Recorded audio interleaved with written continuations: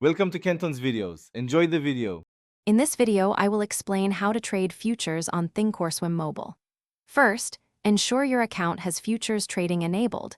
This is a crucial initial step. You will also need to fund your account with adequate capital to meet margin requirements, which can vary significantly. Remember, futures trading involves substantial risk, and it is essential to understand these before placing any trades. We will guide you through the process step by step, making it clear and straightforward.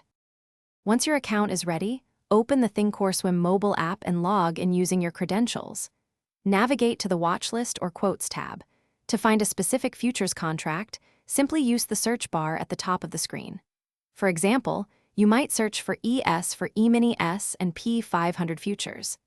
Adding these to your watch list allows for quick monitoring and access, saving you valuable time during active trading sessions. Before placing a trade, take time to analyze the futures contracts chart. The Thinkorswim app offers numerous technical indicators and drawing tools to help you make informed decisions. Once you are ready, tap on the futures contract from your watch list to bring up its detailed quote page. From there, select the Trade button to access the Order Entry screen, where you will specify your trade parameters. On the Order Entry screen, you will select your desired order type. Common choices include market orders for immediate execution, limit orders to specify a price, or stop orders for risk management. Carefully input the quantity of contracts, your desired price if applicable, and the time in force.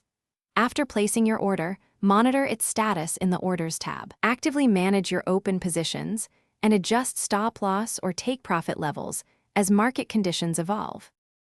Thanks for watching. Consider subscribing if we helped you.